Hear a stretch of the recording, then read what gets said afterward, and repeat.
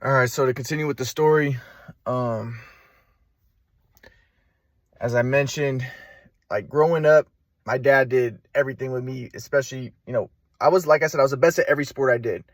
I was the best at soccer, MVP, the best at baseball, MVP. Even when I did flag football, I was the best on team. I was the fastest. I would be in the public school leagues, getting silver and gold medals on everything for track. I was, like in school, I was always the fastest, the strongest.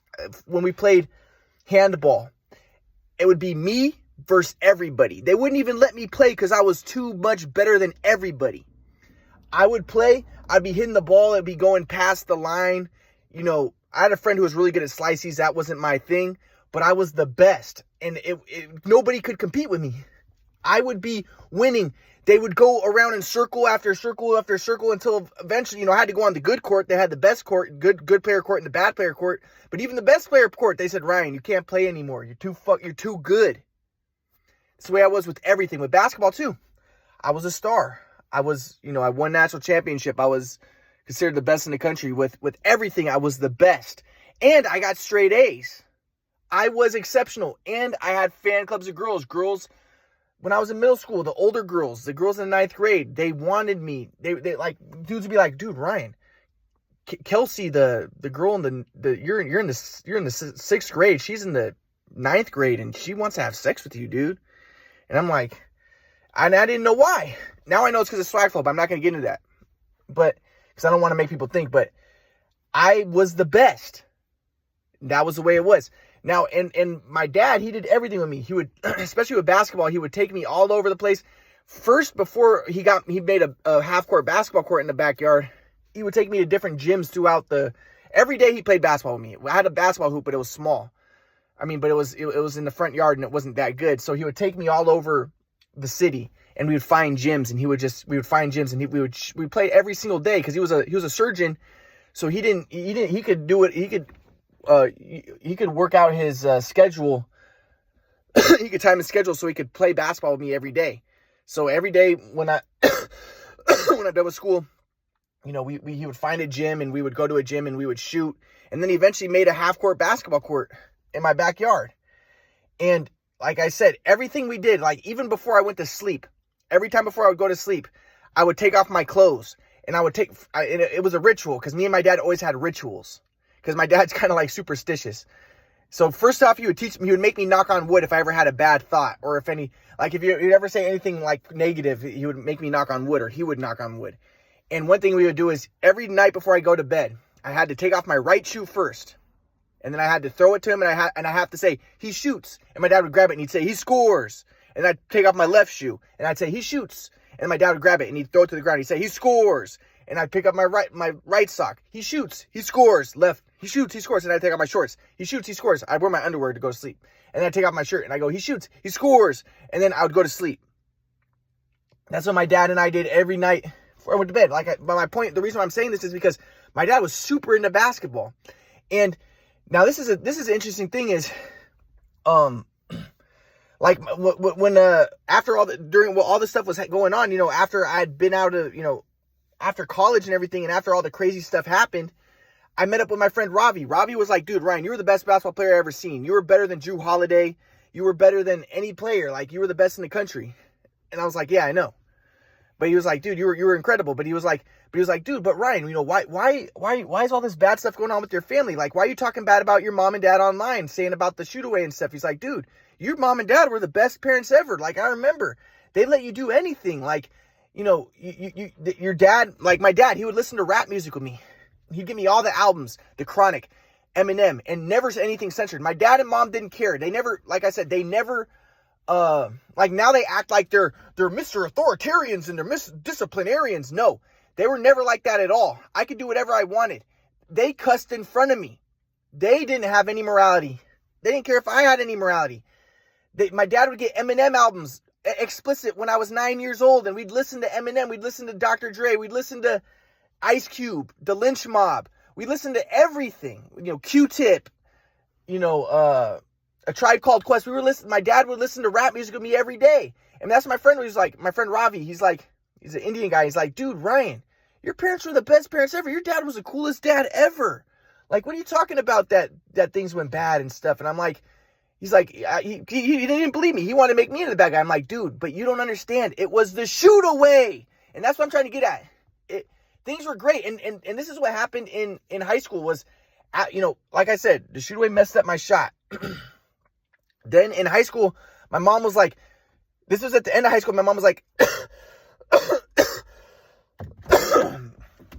my mom was like, what? I got too stuffy in here. My mom was like, what happened to you? What happened to you? Like, Ryan, please just tell me, did somebody rape you? And I was like, what? She's like, just tell me what happened. Did somebody rape you? Like, what she was like, what happened to you? Because the idea was like, she, when she sent me to the psychologist, she was like, Ryan was so good. He was so amazing. And then he just turned into a jerk. No, what happened to me was a shoot away machine. But at the time, I didn't know that. So she's like, what happened to you? She's like, Ryan, did people rape you? And I was like, what? She's like, just tell me. Please just tell me somebody raped you. And I was like, no, nobody raped me. What are you talking? She was like, when you played with the P. Miller Ballers, did they rape you? Because she wanted an excuse. She wanted a scapegoat. When I played with the P. Miller Ballers, they were the best basketball team in the country with Lil Romeo and Master P was the basketball coach. At the time, my shot got messed up because of the shoot away machine. But I was one of the best players in the country. But Mom was like, did they rape you? And I was like, what? Mom was like, she was trying to scapegoat black people. She was trying to make black people into the bad guys. And I was like, Mom, are you trying to scapegoat black people? Like, what are you doing? And my mom was like, I hate black people. I hate what they did to you. Oh, they just tell me they raped you, Ryan.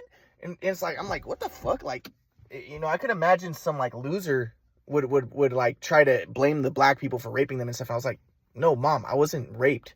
Well, what happened to you? Just tell me what happened to you. Ah! She's fucking insane, dude. So and I at the time I didn't know. Now I know. Now I can tell her. Mom, I figured out what happened to me. It was a shoot away machine. It messed up my shot.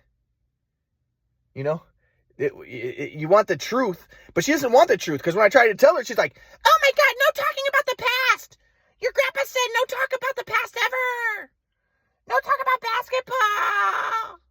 So I'm like, okay, well, you want the truth. You want to believe that I was raped, which I wasn't. No, it was a shoot away machine, you fucking dumb. Damn it, dude. It's so annoying, dude. Golly, what a fucking crazy fucking. It's just so fucked up, dude. So I'll show you what the shoot away machine did to me. One more time. Or I'll show it a little bit, but basically what happened is, yeah, the shoot away messed up my shot. But my mom's like, what happened to you? And then when I finally figured it out in college, and I tried to tell her after college what happened, she's like, it wasn't the shoot away machine. It wasn't that. It's because you couldn't handle the pressure. Or she wanted to believe I was raped when I was in, at the end of high school, and she was like, what happened to you? You were so good, and what happened? You just fell apart. Was it because you were raped? Tell me you were raped. No, I was never raped, you idiot, dude. So, but anyways, yeah, so the things fell apart. But my friend was like, dude, Ryan, your parents were the best. And it's true. My mom was like, when I'm talking about this, people are going to think like, well, dude, your parents are awesome. And people who meet my mom and dad today, they're like, dude, your parents are really cool. They're really cool people. Like, what the fuck? Like, I can't believe that what happened. I'm like, dude, yes, it happened that way. So like I said, when I was in high school, the shoot away messed up my shot. I'll go into more details. But then my dad's like, Ryan, we'll shoot like this. I showed it before, but I'll get more into details later. He's like, Ryan, put your left foot forward and put your right foot pointed to the side and shoot like this. And he told me to do the exact wrong thing. And the only reason why my shot got messed up in the first place was a shoot away machine. So then, I needed my dad's help. But my dad was like, what's wrong with you? You're shooting terrible. What's wrong? You're shooting with your left foot in front of your right. It's because I'm picking the ball off the rack. But then my dad's like, I give up. You fucking suck. And to kind of like reinforce, because my grandpa was like, well, it wasn't the shoot away, Ryan. It was because you were playing against bigger, better players. No, this was happening in the 7th grade, and me and my dad were fighting about it in the 7th grade. When he got the shoot away machine, they weren't bigger, better players when I was in the 7th grade. And the same thing in the 8th grade. Like I said, when I went to an 8th grade game, it was the 8th grade. We're playing at Harvard Westlake, and the coaches at Harvard Westlake were watching the game. The coaches on the varsity team. And so I scored like 40 points. but my shot was really messed up. And after the game, my dad was really upset. And my mom was upset. My mom was like, why are you upset, Paul? Is it because Ryan shot bad? Because Ryan shot bad? And my dad was like, ugh. And my dad told me, he's like, you're not going to play varsity shooting like that. He's like, you're not. And I ended up starting on varsity as a freshman. But my dad was like, you're not going to play varsity as a freshman shooting like that. And my dad was all upset. And it's true. My shot was messed up, but I still scored 40 points because I was one of the best players in the country, but my shot was messed up. And now my mom was going to try to think, oh, it's because you couldn't handle the pressure. Okay, well, how come I was scoring 40 points a game? It wasn't that I couldn't handle the pressure. It was that my shot got messed up. My shot got messed up because I couldn't handle the pressure? That's what my mom wants to think. No, it was the shoot-away machine messed up my shot. And I'll get into more details on that.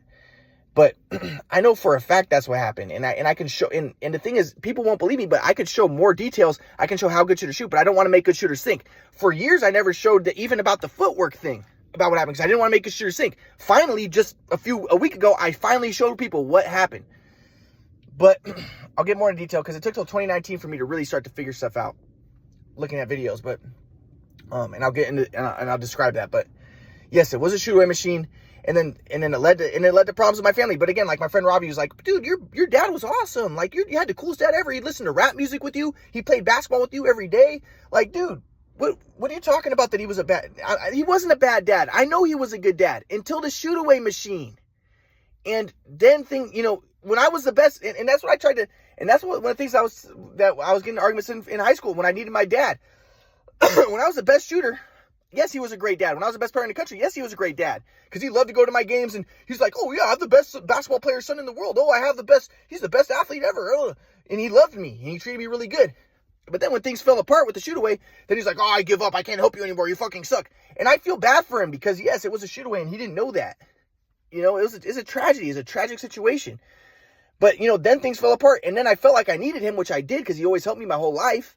I'm like, Dad. So then, like I said, my mom and dad eventually kicked me out of the house. I'm living with my friend Afam, and I'd be calling my mom from school. I'm like, Mom, can I please come home? I need my dad's help. My mom's like, you need your dad, you little fucking pussy bitch. What are you? You're 16, you're 17 years old. You need your daddy, you little bitch. I fucking hate you. You're such a fucking loser. And I'm like, Mom, please.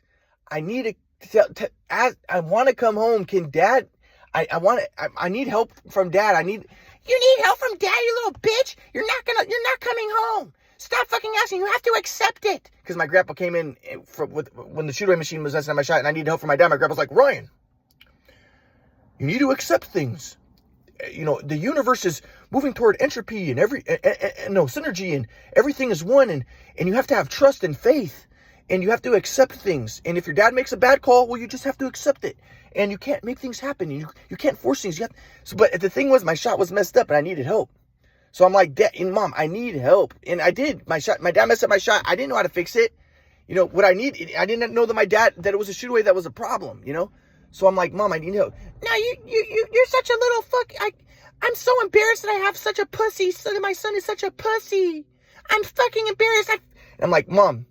And this is what would happen a lot. And this is the emotional and mental abuse. I would tell my mom, I'd be like, Mom, can we just leave on a good note? Okay, I'm not allowed to come home. Okay, but I just want to say I love you. Can you just tell me you love me? Because what she would do normally is she would just hang up on me. And I'd call her again. And I'd be like, Mom, don't hang up on me. Can we end on a good note? Because in my mind, I'm like, dude, I don't want to end on a bad note. Because, so I'm a victim, dude. My mom fucking emotionally and mentally abused the shit out of me, dude.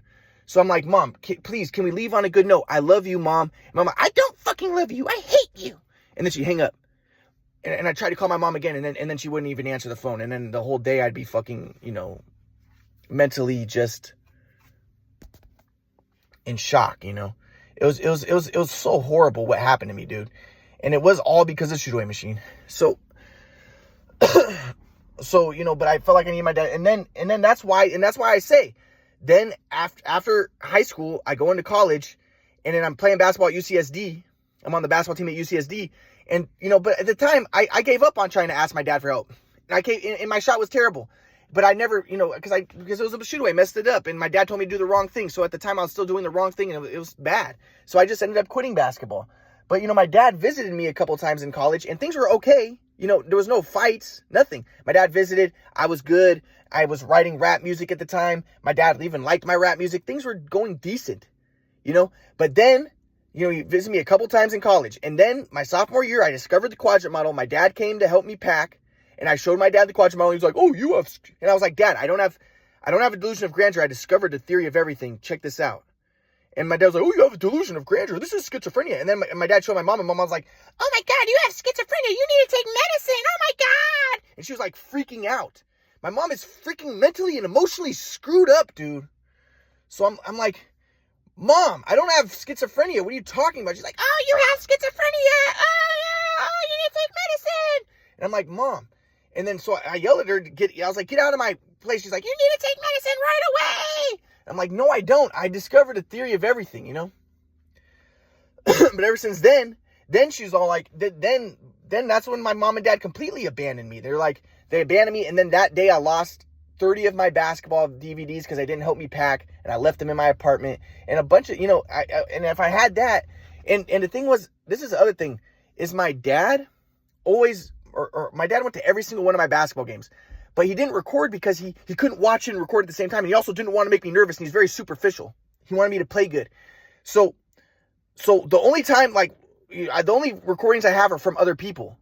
And the only time that my mom did record was the one day my dad didn't go to the game. It was when I was playing with Sierra Canyon. I ended up scoring like 20 something points. I averaged 20 points, and I was a sixth grader playing on the 7th grade team, and I was averaging over 20 points a game. And the coach there said I was the best player he ever seen. But my mom recorded the game because my dad couldn't go that one day. The one day ever my dad couldn't go to one of my games. And my mom recorded it. I wish my dad didn't go to more games so I would have more recordings.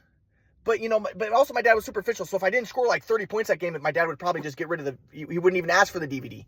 So it's just messed up. But, you know, at the time things were great. You know, my dad's like, oh, Ryan, you're the best player. And my dad was like Mr. Cool, like he would try to sit there and be quiet and silent while he watched my games, because he watched this documentary about this really good basketball player, and his dad would sit in the stands and be very silent, and people were like, who's your son? And they expected him to have not a very good son because he's so quiet, but he's like, oh, that's my son, the best player on the team. And my dad wanted to be like that, and he'd go to every game, and he'd be sitting there, but you know, I do a good move. And like, I have a video from my friend's dad recording the game, and my friend's dad's a black guy, and he's like, ooh, when I'm doing good moves, he's like, ooh, ooh, ooh. And my dad's like, ooh, you see that? Ooh. So my dad was really into basketball, but then again, it was a shoot away machine, messed up my shot, messed up everything. So then, like I said, though, my friend Robbie's like, dude, your mom and dad, they were awesome. They were the best parents ever. Like, yeah, they were good parents until the shoot away machine and and, you know, my mom was like, what happened to you? Were you raped? Oh my God. No. And that's what happened then that's the reason why my mom wanted to believe I had schizophrenia. Because, like I said, the first time when I showed her the quadrant model, she's like, oh my God, you have schizophrenia. She's like, that's what happened to your shot. You started to become schizophrenic. You started to become mentally ill. That's why your shot got messed up. No, it was a shoot away machine. But at that time, I never told her about the shoot away machine. I told her later. No. So, yeah, it's just so crazy, man. So crazy. But yeah, so I'll get more into it later. But my point is, the reason why I gave this lecture is, yeah, my parents were awesome parents growing up. And even my grandpa told me that recently before he died. He was like, Ryan, because I'm trying to tell my grandpa, like, can I just talk to dad? And it was a shoot away machine. And my grandpa was like, Ryan, your dad was a great dad. He did so much for you. And I'm like, dude, that's not what the fuck I'm trying to say. I'm not trying to say he's a bad dad. I'm trying to say he was a good dad, but it was a shoot away machine. And now let's move on. And he won't move on. But my grandpa's like, Ryan, your dad was a great dad. You know, that's not what I'm not trying to argue he wasn't a good dad. He was a great dad, and then the shoot away machine happened. And even then, it's tragic. It's sad. He didn't know. It's a sad situation, you know? But, you know, hopefully, you know, and when I bring up the shoot away machine, I'm not trying to bring up anything negative. It's like, I'm trying to bring up something positive. I figured out what happened. Now we move on. But, you know, they don't want to do that. They don't want to move on. They want to continue abandoning me, alienating me, make me the bad guy. My mom's still, you're a fucking freak. You're a loser. If you believe in quadrant model, you're a fucking loser freak. And she still has contempt and hatred for me. And I know it stems from the shoot-away machine in high school and before that even. Because she got the shoot-away machine when I was in the 7th grade. So